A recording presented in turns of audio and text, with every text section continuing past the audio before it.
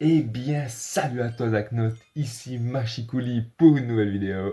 J'espère que tu vas bien, j'espère que tout se passe bien dans ta vie et dans tes petites lectures comme d'habitude. Aujourd'hui, on se retrouve pour une vidéo un petit peu spéciale. Alors, c'est une vidéo bilan lecture, mais c'est de nouveau une vidéo full BD.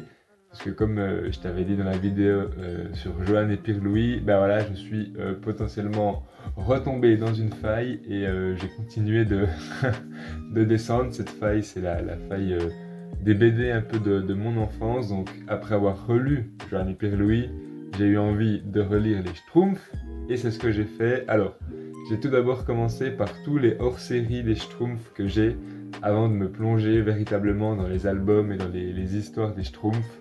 Donc aujourd'hui, je vais te présenter seulement les petits hors-séries que j'ai. Voilà. Alors, on commence avec les 5 premiers tomes de 120 blagues de Schtroumpf. Hop, alors voilà, c'est des petits tomes comme ça. Il y en a 5, donc c'est une collection complète. J'ai tous les tomes de... Enfin, collection. J'ai tous les tomes de ces hors-séries là. Et en fait, c'est juste des petites blagues en 3 cases, tu vois, que Peyo il écrivait à l'époque et puis qui glissait des fois dans le magazine, je pense, ou un truc dans le style.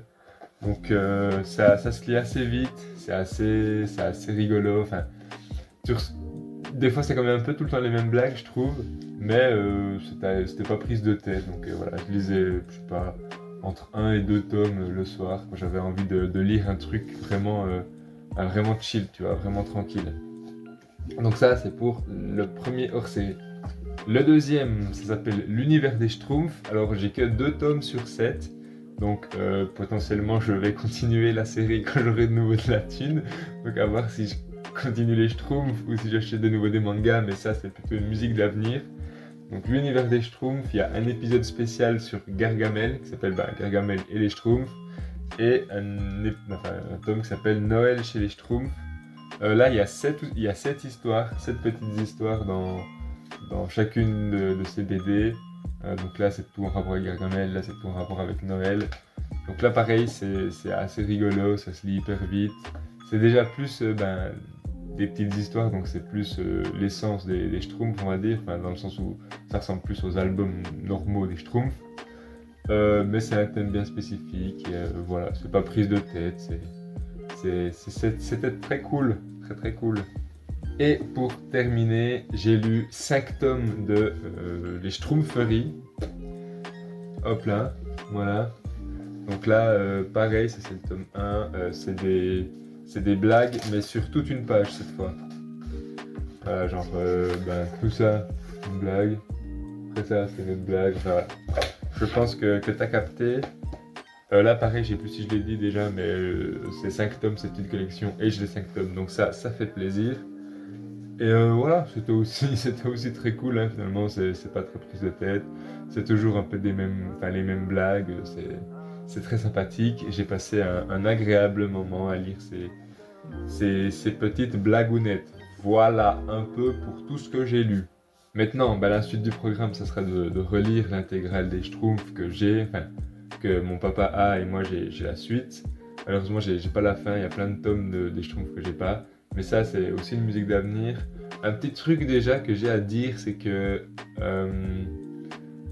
on voit que les Schtroumpfs, c'est quand même une BD qui est datée, dans le sens où il n'y a qu'une seule Schtroumpfette, et ça c'est un peu chiant parce que son seul intérêt c'est d'être une femme en fait, donc j'aime pas trop ce genre de personnage, tu t'en doutes.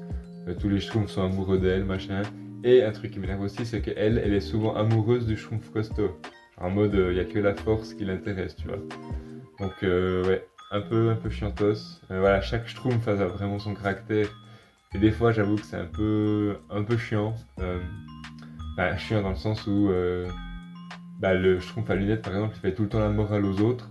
Et des fois, ce qu'il dit, c'est assez pertinent, mais il se fait quand même taper dessus, en mode les gens qui parlent, qui sont un peu érudits, ils sont chiants.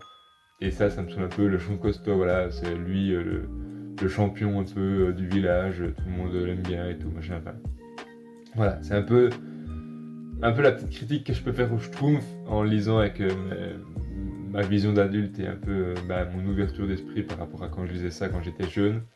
Mais ça ne m'empêche pas de beaucoup aimer les Schtroumpfs et de vouloir lire toutes les histoires. Voilà, c'était une vidéo assez courte aujourd'hui, finalement j'ai pas non plus big de choses à dire sur ces petits hors-série. J'espère qu'elle t'aura plu, n'hésite pas à me donner ton avis dans les commentaires, n'hésite pas à lâcher aussi le petit like du soutien, ça fait toujours plaisir. Et quant à moi, j'ai plus qu'à te souhaiter une bonne fin de journée, une bonne fin de soirée, une bonne nuit, de très bonnes lectures, et je te dis à la semaine prochaine pour une nouvelle vidéo. Allez, double ciao!